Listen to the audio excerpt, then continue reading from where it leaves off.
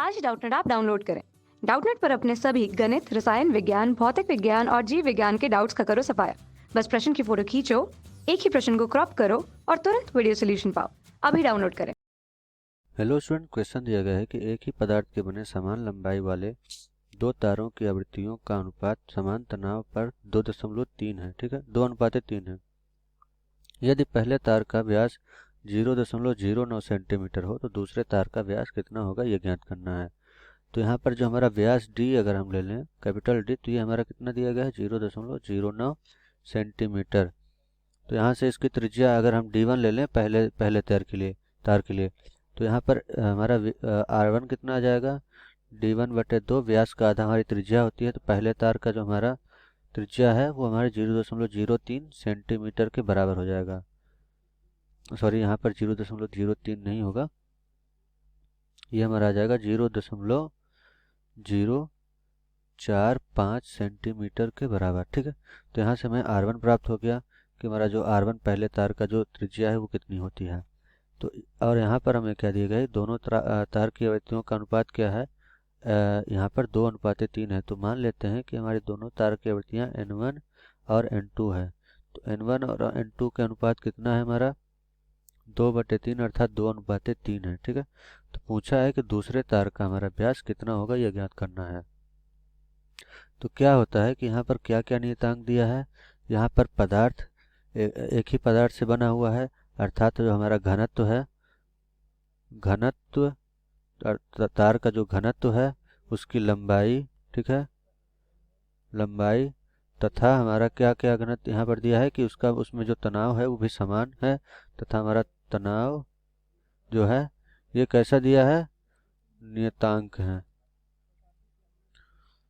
नियतांक है अर्थात ये हमारे सब समान है तो ये नियतांक हो जाएंगे। ठीक है, तो इस स्थिति में क्या होता है कि जब ये तीनों हमारे नियतांक होते हैं तो हमारा जो यहाँ पर आवृत्ति होता है वो हमारा होता है आर के अर्थात त्रिज्या के व्युत्क्रमानुपाती। ये तार के लिए सूत्र होता है कि जब हमारे लंबाई, घनत्व और तनाव नियतांक हो तो यहाँ पर n जो है ये व्युत्क्रमानुपाती होता है आर के। ठीक है, तो यहाँ से हम बोल सकते हैं कि हमारा एन आर किसके व्युत्क्रमानुपाती होगा, एक के, अर्थात जो हमारा एन आर है ये बराबर किसके है, नियतांक के बराबर हो जाएगा। ठीक है, तो यहाँ से हम निकाल सकते हैं कि हमारा यहाँ पर R2 का मान कितना आ जाएगा, अर्थात दूसरे तार का हमारा त्रिज्या क्या आ जाएगा, उससे हम व्यास निकाल सकते हैं। ठीक है, तो यहाँ हम बोल सकते हैं कि जो हमारा N1 है, N1 R1 बटे N2 R2, ये भी हमारा क्या होगा, नियतांक होगा। ठीक है,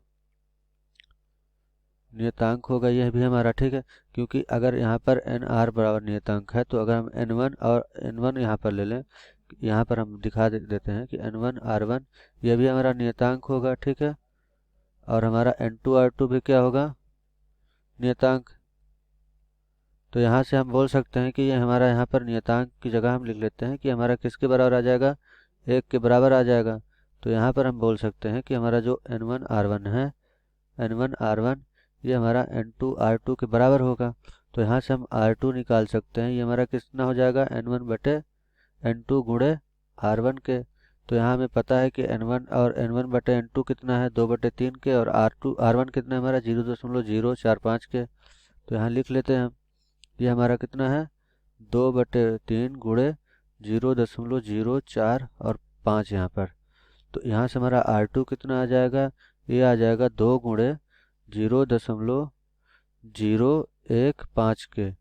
तो इसको हम और हल कर लेते हैं तो हमें R2 का जो मान प्राप्त होता है ये प्राप्त हो जाता है हमारा 0.0, ये हमारा आ जाएगा यहाँ पर 30 के। ठीक है, तो इतना सेंटीमीटर हमारा क्या आ जाएगा, दूसरा तार है उसका हमारा त्रिज्या आ जाएगा। ठीक है, तो हमें व्यास ज्ञात करना है, तो दूसरे तार का व्यास जो है D2 ये कितना हो जाएगा, ये हमारा त्रिज्या का 2 गुना होता है, तो ये कितना हो जाएगा, 2 गुणे R2 के।